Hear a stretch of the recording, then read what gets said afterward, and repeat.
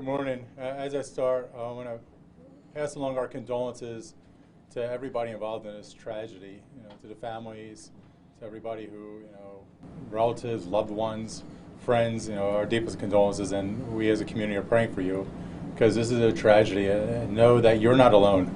And as we're going to talk about, these tragedies, unfortunately, these suicides, the harming of other people is becoming commonplace, and we don't want it to be. And so please know you're not alone. Please know you grieve not alone. We're all going through this together.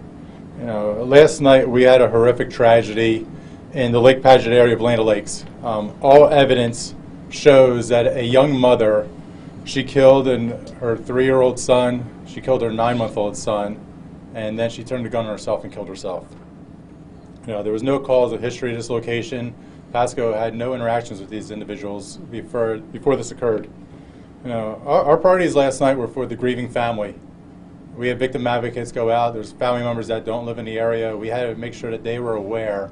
And we try to get them as quickly as possible because unfortunately in today's world with social media, we know how fast things get out there, but we think that people should learn through a chaplain, through a professional that goes out to the house rather than looking on their social media account and getting information.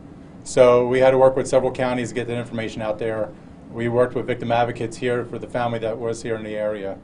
For the deputies, detective, crime scene techs, the call taker, the dispatcher who got this call, we wanted to make sure that they also had mental health counseling. And Lieutenant Cole Howard's here, he's in charge of our SISM team. We wanted to make sure that they also were cared for. Forget, we're not robots. We have children of our own. We have loved ones, and you go into that scene, that impacts you. That's something that lives with you. The other one is ensuring that the public knew that there was not a public safety issue. This is an isolated incident. And so when you have 20 to 30 law enforcement officers out there, I can understand people in the community get upset, they get nervous, rumors spread very quickly, so that's why we pushed out a media alert. That's why we put it on social media, so we wanted everybody to realize this is an isolated incident. It was a horrific incident, but it was isolated and there was no threat to the public. So that's why we want to make sure that information got out there. The reason I'm here today is because I want to talk about this mental health crisis we're in. We've talked about it before. The tragedies that we saw last night emphasize the fact that we got to keep speaking. We got to keep speaking louder and louder and louder. And so it gets through everybody out there to realize that we are in a mental health crisis. We in Pasco County are just like everybody else in the nation. We are in the heart of this crisis. We believe that 80% of every call for service has a mental health component to it. I'm just not talking about that we get called out because somebody says I'm in a mental health crisis. I'm talking about every single call for service. When you see a patrol car going to a call for service, we are responding to a call for service. It could be a domestic, it could be a substance abuse call, it could be a runaway, it could be people attempting to commit suicide, which is clearly a mental health call, but it could be calls like trespassing and loitering. 80% of all calls that we go to, we believe, have a mental health component to it. Unfortunately, law enforcement, we are the tip of the spear addressing mental health. And as we saw last night, and in too many of these tragedies, law enforcement is only called when a crisis has hit a tragedy. And last night was absolutely a tragedy. From social media, peer pressure, tense conversations people are having with each other, we need to realize that this crisis is not going away and our children are suffering. As much as, as adults, we're going back and forth and people go on social media, people go talk, and there's those tense, harsh conversations. Think about everything, every decision that we make as adults, as government makes, as schools make, everybody makes, there is an absolute direct impact on these kids. And if we don't think our kids don't have it worse than we did growing up, we are fooling ourselves. Our children have it way worse than we ever did. As I said earlier, law enforcement, we're just the tip of the spear of this mental health crisis. And too often law enforcement is called when that tragedy occurs. But we have to do one thing, and we have to break the stigma. We have to break the stigma on mental health. We have to break the stigma that, it's a law enforcement issue. We have to stop that. We have to recognize this is a mental health crisis. It's a healthcare crisis. Law enforcement is only part of it. And as a country, we have to first acknowledge that. I'm saying this right now. I say it from Pasco County in Florida. This is a national issue. This is a national issue. It has to be addressed. We can't just keep pushing it under the rugs and keep talking about it. But like everything else, it's the issue that law enforcement gets called to go fix. Go fix it because nobody else wants to. And then when something bad happens, everybody blames law enforcement. And I think every law enforcement official will tell you it's a healthcare crisis. Healthcare. It's the same with addiction. Addiction is a healthcare crisis, but who does everybody put the blame on? Law enforcement. It's got to stop. We have to pony up, put the money where it belongs, and deal with a healthcare crisis. And this mental health care crisis isn't going away. This is going to be generational. This is an issue that is going to continue. As long as we have social media, as long as we have people fighting with each other and people disagreeing and not in civil formats, we can civilly disagree.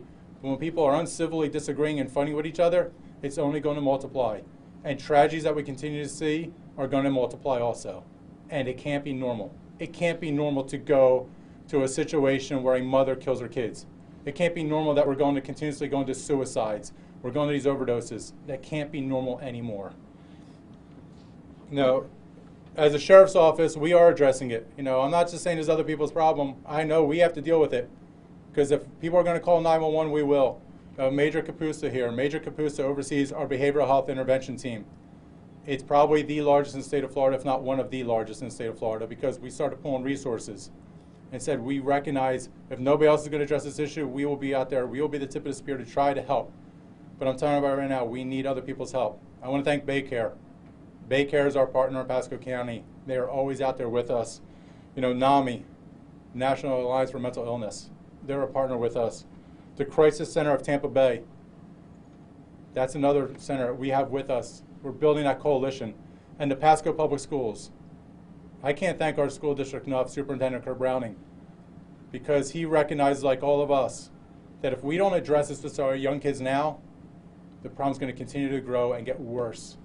We have to address this issue, and we have to especially help our kids.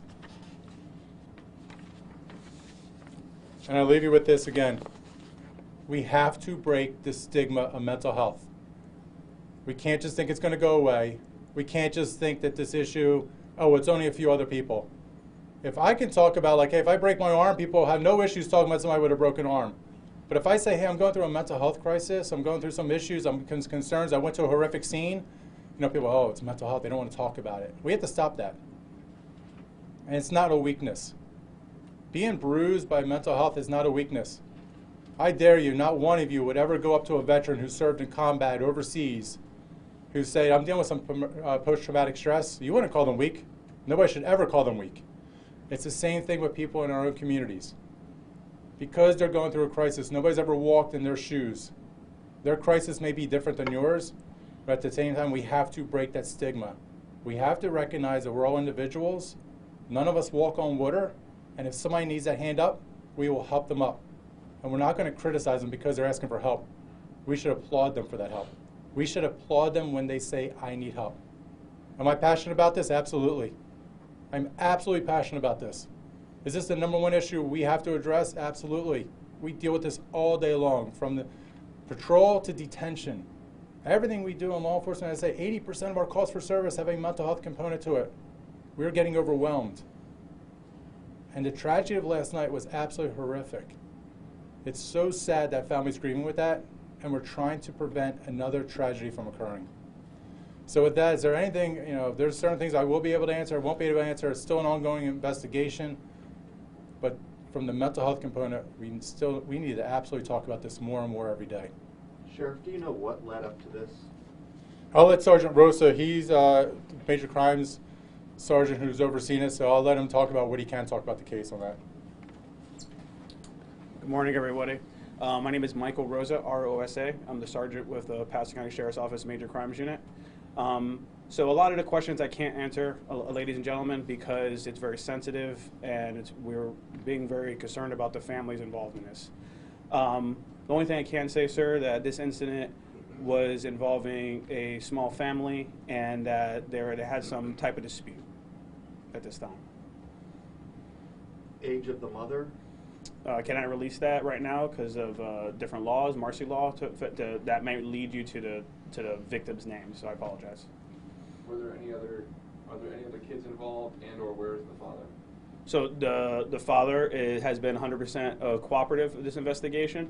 And there is no other kids involved at this time. He said this was a 3-month-old and a 9-month-old? Yes, sir.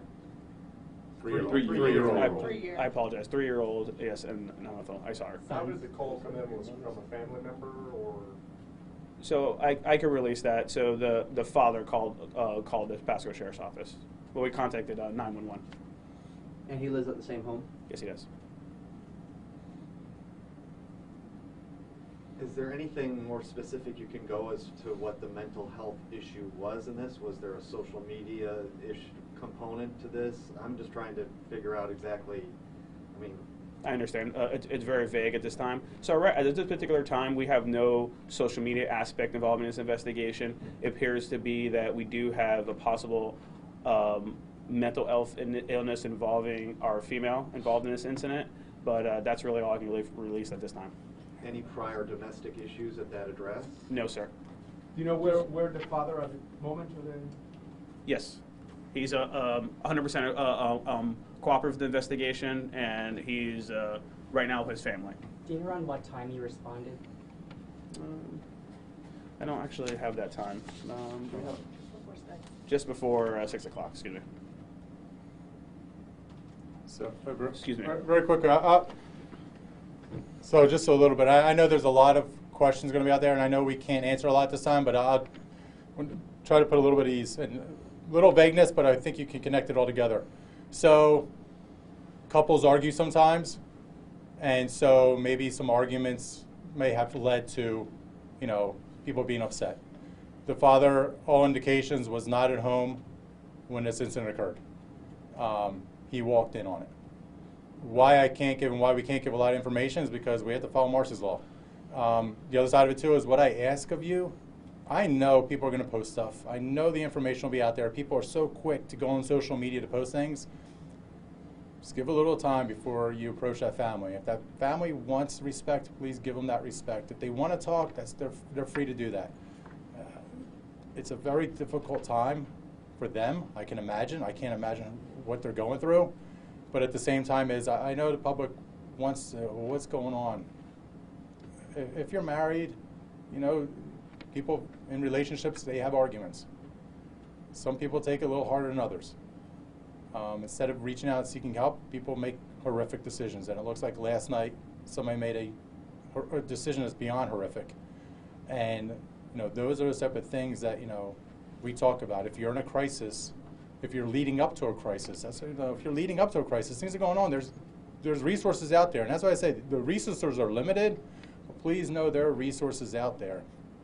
Those are the type of things we just want to explain a little bit, but go to the global aspect of what we're dealing with, and what we're dealing with is a mental health crisis to reach that point.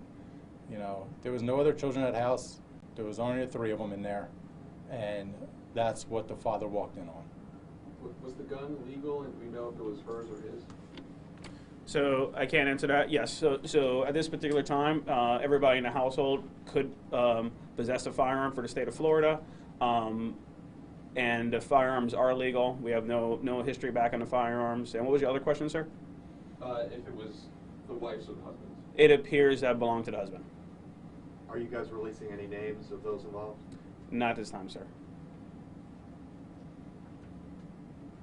And you said the husband walked into the home to find them?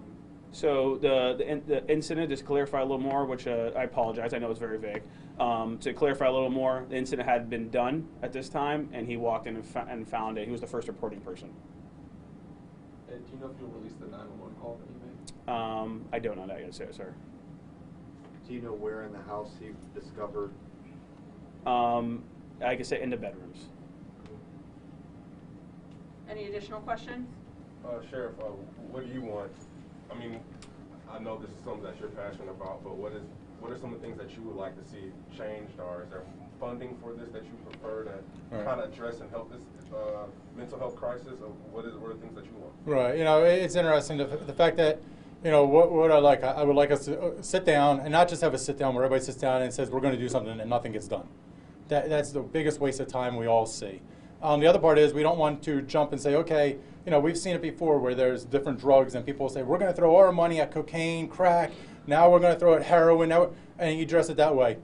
There has to be a global view, people getting together and saying, okay, we absolutely, you know, it has to start in small increments. When you bring too many people in the room, everybody gets in that room and they say, we're going to do something, high five, and nothing ever gets done. But it has to be small things. It has to be, you know, where money's resources are spent. So I'll tell you the first thing. If we can create partnerships with the ERs, to the emergency rooms, and that's where Baycare's been a great partner. Get all the hospitals together. If you go to an emergency room, a lot of times the same people that 911 as law enforcement officers we get called out to, the same people that fire rescue get called out to, are the same people that walk into the ER room. You know, that's a group of people that if we can address and say, hey, how can we help those people, you know, before it becomes a crisis, and we can proactively have people go out to their houses before they use the ER, before they call 911, before they call fire rescue, before they commit a tragedy, we'll be way more efficient, way more effective, you know, in helping them out, preventing these crises. For our kids, you know, we have to do something, you know, those kids, they get overwhelmed with so many classes, so many this, but we really need to have, you know, explain to them about the crisis on social media. You know, somebody referred to yesterday, it was a good friend of mine, he said it's a plague. Social media is a plague. It absolutely is a plague. We have to get them off the social media. We got to get them back engaged where they're talking to each other, hanging out, doing things, you know, spending time with each other. You know, is it volunteering more? Absolutely. Because if we can create empathy with teenagers, we can get them to understand that it doesn't matter what other people are saying about you on social media. What matters is how do I help somebody in my own community? You know, those are those little things that we can make a difference. You know, if I had a wish list, I can go through a million things on a wish list. But it all starts with that little spark. And that little spark is address the little things first. Start coming at them. You know, when we talk about mental health, I would love, you know, people who think celebrities that we should, you know, listen to what they're saying and those type of things. We should start with celebrities getting out there and talking about mental health. Start talking about these things. You know, when they have to put something on their social media account, talk about mental health. Saying suicide is not the answer. Getting these kids to realize that they have value, they have worth. You know, getting them back engaged with the churches. These are the things that will make a difference. You know, we have to get back to the basics. We advance very quickly. Society's moving quicker than our minds can program it. We have to get back to the basics because these are the type of things that are overwhelming people. These are the things that are causing the crisis. And every day when there's a new crisis, every day when there's a new issue, every day when everybody's fighting with each other on social media, it's only drawing us down. We have to get back to the basics where we can get back helping each other, getting our teenagers to realize it's better to help somebody else than to help yourself. Those are the things that will empower them. Those are the things that will build them up. And those are the small things that will make a huge difference. So apologize. I'll be in that meeting when hopefully people get together. But I want it to be a meeting where things actually get done. And we just don't go back in a room and say, we're going to do something, and nothing ever gets done. Can you talk about just the compounding issue with something like this incident itself, just what it means to the family, the victim's friends, people in law enforcement who have to respond, because this one incident now gets spread for mental health-wise, where all these people now are being affected by it. Yeah, you know, this is a tragedy that lives with people forever. There's no doubt about it. It's going to live forever for that father. For the rest of his life, he's going to live with that tragedy. For the other loved ones, they're going to live with that tragedy forever. For those detectives, deputies, crime scene techs, it's going to live with them forever. You know, if you don't think law enforcement doesn't have PTS, we all have PTS from the scenes we've seen. You, in the media field, you get called out there, you live with these. Every time you go past somewhere, you constantly remember this scene. You remember what happens. People in the community think about that. Here's the issue. Beyond having to deal with that crisis that occurred yesterday, we have to address it. We have to put resources towards it. But at the same time, we cannot normalize suicide. We cannot normalize homicide. Because when we normalize these things and we make people feel like, oh, okay, yeah, everybody does, it's normal, you know, then unfortunately we keep getting more people that when they reach that point of crisis, you know, we would hope at that highest point of crisis they seek help. But if they think it's normal to take their own life, the crisis only gets worse. So that's why it's a very dangerous thing. It's a very fine rope we walk on, because we don't want people to normalize it at the same time as we got to get the message out to get help. But from the long run, This affects everybody. This affects the kids that are driving into school in the back of their parents' car and hearing them talk about on the phone with somebody saying, oh, can you believe this happened? If we don't think those kids are listening and then going back to school and talking about this, those schools all around that area in Lake Paget, if we don't think they're not talking about this today, we're kidding ourselves. That's why the public schools, having all the schools engaged, it's critical to that. Anything else? And I noticed this was a small family. Do you know how many other family members live in the area nearby, or was it just that one immediate family in the home? So that this is a single-family dwelling. There's only one family living in there. However, this is like shattering glass. This spider effect that there's multiple families affected by this one incident, if that answers your question, sir. And they live in Pasco County? Or? So no, they live in multiple counties. But yes, there is some family members that live in Pasco, but there's other counties involved at this time. Thank you all very much. A call to action by Pasco Sheriff Chris Nacco, pleading with the public and society at large for a focus on mental health. Hey there, everybody. JB Buno here with you live on WFLA Now. Just an absolutely tragic story that we found out about last night, and of course have been covering into today, and now with this press conference that just concluded, the 11 a.m. press conference that just concluded, we found out a little bit more, but a lot of the details just not being released to the public at this time. This all happening in Land O'Lakes. Pasco County, of course, Sheriff Chris Nacco's jurisdiction, talking about a 3-year-old and a 9-month-old son being killed, and all the evidence right now pointing to a murder-suicide, that a mother turned the gun on her children and then turned the gun on herself. Extraordinarily tragic story unfolding here in Pasco County, and you heard really the word that came to mind. It's a desperate call for help from Sheriff Chris Nacco. Says that 80% of the calls that his agency receives involves mental health. That is a staggering volume. I've never heard that statistic from him. So that's a staggering number, and it speaks to just how inundated, and the word that he used was overwhelmed, his deputies and his agency is right now as far as handling all of the mental health issues. It's so complex. It's so diverse with what different families experience.